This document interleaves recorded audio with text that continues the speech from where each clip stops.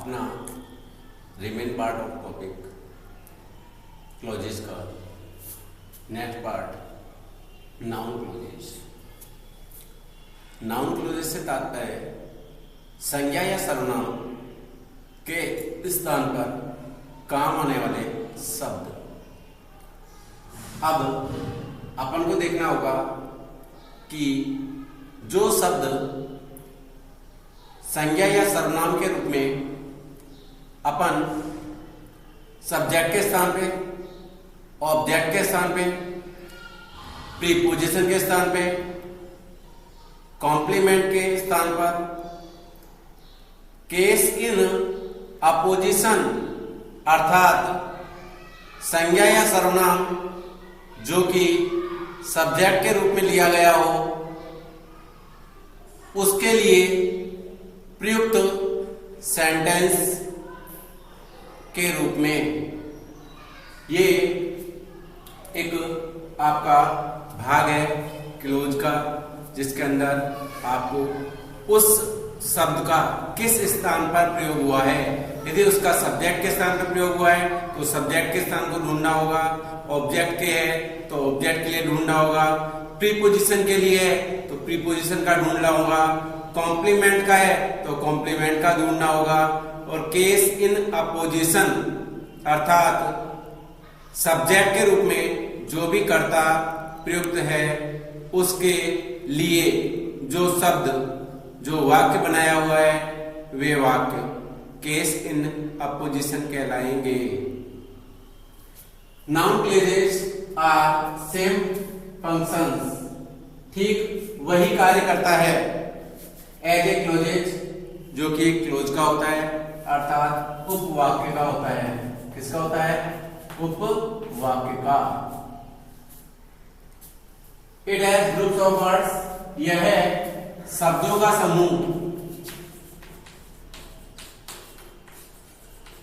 शब्दों का समूह, वही अपना सब्जेक्ट एंड प्रेडिकेट्स कर्ता और विधेय, कर्ता और विधेय ऑफ देयर ओन अपने स्वयं के लिए, अपने स्वयं के लिए रखता हो।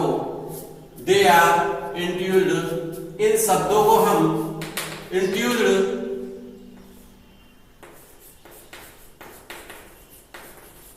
परिचित करेंगे, एडिंग जुड़ने के रूप में, इंट्रोड्यूसिंग वर्ड्स दैट, वेदर और WH वर्ड। किस किस रूप में करेंगे? या तो ये डेट से जुड़ सकते हैं, या वेदर से, या WH वर्ड रूप से। डेट, वेदर या WH word.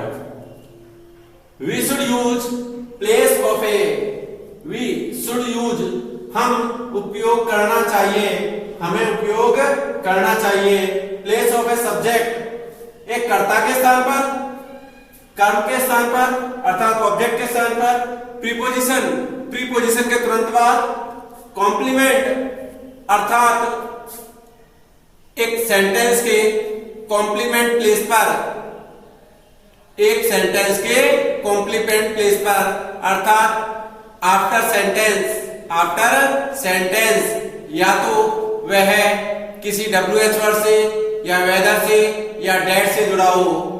And case in appositions to a noun अथवा प्रोनाउन, कर्ता के रूप में संज्ञा या कर्ता के रूप में कर्म जो कि उसकी विपरीत स्थिति अर्थात कर्ता के बारे में कहा गया हो, कर्ता के बारे में कहा गया हो। Example first, that the sun rises in the east is a well known fact. अब देखिए ये क्या है आपका, क्या ये सब्जेक्ट, क्या है सब्जेक्ट, क्या है सब्जेक्ट, और ये क्या है कनेक्टिव, और ये सब्जेक्ट ऑफ है क्या कहलाएगा वर्ब, अर्थात इसके साथ ये जुड़ने के बाद आपका सब्जेक्ट का रूप में कार्य करेगा। यहां भी ये वेदर, मैंने कहा डेट को भी यूज में ले सकते हैं, वेदर को भी यूज में ले सकते हैं, और देखिए WH वर्ड को भी काम में ले सकते हैं। ये सभी सीधे सीधे कर्ता के रूप में जुड़ा हुआ है। किसके रूप में जुड़ा हुआ है?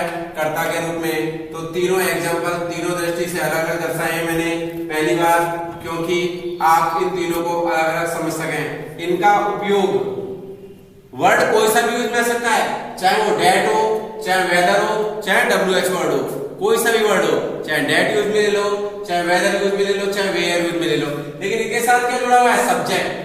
क्या जुड़ा हुआ है? सब्जेक्ट। यही अंत में लिखा हुआ है, subject of verb, subject of verb, subject of verb. कोई कंफ्यूजन? अब देखिए एग्जांपल नंबर 4 और 5 थोड़ा अलग हटकर लिखे हैं मैंने। अब देखिए ये किसके रूप में? ये क्या आपकी वर्ब। क्या है? वर्ब के बाद किसकी पोजीशन होती है? ऑब्जेक्ट की। किसकी पोजीशन होती है? ऑब्जेक्ट की। अब ये क्या है यहाँ पर? वर्ब, और वर्ब के बाद ये पोजीशन किसकी है? ऑब्जेक्ट की। किसकी है? ऑब्जेक्ट की। अब यहाँ पर ये डेट यूज में लिया है या WH वर्ड, यहाँ वेदर भी यूज में ले सकते थे। इस तरह का एग्जाम्पल ही बन सकता है। तो देखिए ये पोजीशन किसकी हो गई? Object of verb. अब अगले एग्जाम्पल थोड़ा सा अलग हटकर लिखा है, क्योंकि ये दोनों एग्जाम्पल अलग हैं। It all depends on how. On यहाँ पर क्या है? ऑफ क्या है? दोनों प्रीपोजिशन है। क्या है? प्रीपोजिशन। तो ये किस जगह यूज में आ रही है?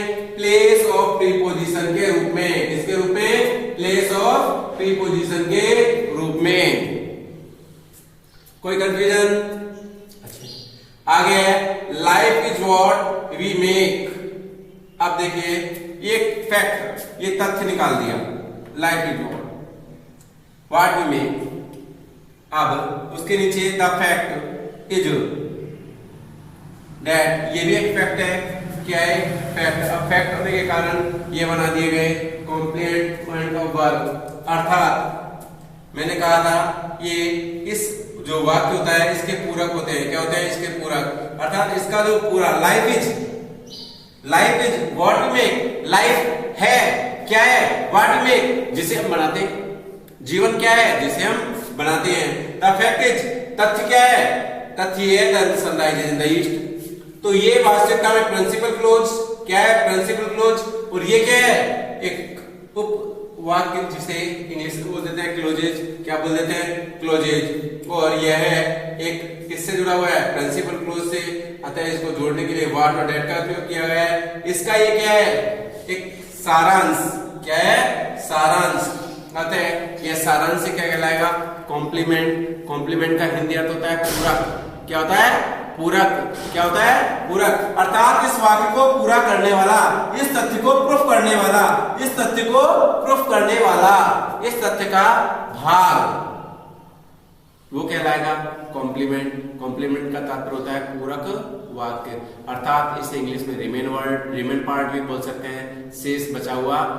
लेकिन ये वाक्य को पूरा करने के लिए प्रयुक्त होता है। क्या? वाक्य को पूरा करने के लिए। लास्ट है it is good that he has come back. अब देखिए इट इज गुड, ये अलग और ये अलग, दोनों अलग अलग वाक्य हैं। लेकिन ये प्रोनाउन किससे जुड़ा हुआ है? ये प्रोनाउन किससे जुड़ा हुआ है? अब यहां पर वी किससे जुड़ा हुआ है? देखिए एवरीबॉडी से। किससे? एवरीबॉडी से। किससे? एवरीबॉडी से। अतः ये अपोजिशन, अपोजिशन का तात्पर्य होता है आमने सामने। एक ये पोजीशन, एक ये पोजीशन। ये अब इन दोनों का, जैसे कि मैं और आप, मैं और आप, ये किसकी पोजीशन है? अपोजिशन की। आपने चुना होगा, कई बार चुनाव वगैरह भी होते हैं तो अरे वो उसकी अपोजिशन में है, अर्थात सामने, विरुद्ध। अर्थात ये जो तथ्य कह रहा है वो ये दोनों तथ्य आपस में मिलकर एक दूसरे के क्या करते हैं? एक दूसरे की अपोजिशन की पोजीशन बताते हैं। इट इज गुड, ये सही है। ही हैज कम बैक, कि वह वापस आएगा। यह सही है पर तभी बोल सकते हैं जब वो वापस आएगा। हो गई पोजीशन अपोजिशन की। वी वर ग्लैड, हम प्रसन्न थे। एवरीबॉडी हेल्प अस, क्योंकि प्रत्येक किसी ने हमारी सहायता की थी। प्रत्येक किसी ने हमारी सहायता की थी, इसलिए हम क्या थे? खुश थे। ये एक दूसरे की अपोजिशन हो गई। क्या हो गई? अपोजिशन। चूंकि हम खुश जब हो सकते हैं जब सबने सहायता की थी। यदि सहायता की होती तो हम खुश होते। एक दूसरे की अपोजिशन पोजीशन। अतः ये आपके क्लोज में नाउन क्लोज पूरे होते हैं। वैसे इनको कई किताबें पढ़ा देती हैं कि 5 प्रकार के होते हैं। नंबर 1 को दे देती है सब्जेक्ट, 2 को ऑब्जेक्ट, 3rd को प्रीपोजिशन, 4th को कॉम्प्लीमेंट एंड 5 केसेस अपोजिशंस। ये इसके प्रकार बता देती है। क्या बता देती है? प्रकार। टाइप्स ऑफ बोल देती है। क्या बोलती है? टाइप्स। लेकिन मेरा मानना है ना तो ये नाउन क्लोजेज के भाग हैं, बस नाउन क्लोजेज से किस किस तरह से अपन सेंटेंस बना सकते हैं, कितने तरह के सेंटेंस बन सकते हैं, किस तरह से इन सेंटेंस को उपयोग में ले सकते हैं। नाउन नाउन मीन्स सिर्फ संज्ञा एंड प्रोनाउन संज्ञा के स्थान पे काम आने वाले शब्द। He she it name I you they, ये क्या है? अपने प्रोनाउन है।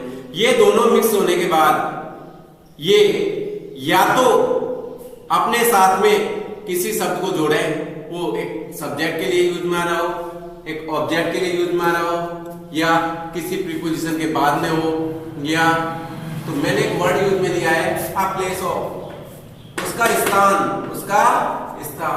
यदि उसका स्थान प्रयुक्त हो जाएगा तो ये आपके सामने क्या हो जाएगी? सारी पोजीशन क्लियर हो जाएंगी। क्या हो जाएगी? पोजीशन क्लियर हो जाएंगी। इन पोजीशनों को एक एक आधार पर लिखकर आपके सामने एग्जांपल के रूप में भी समझाया जाए। यदि आप कह दिया जाए ये एक प्रकार है, ये दूसरा प्रकार है, ये तीसरा प्रकार है, ये चौथा प्रकार है और ये 5वां प्रकार है, तो भी कोई कंफ्यूजन नहीं है।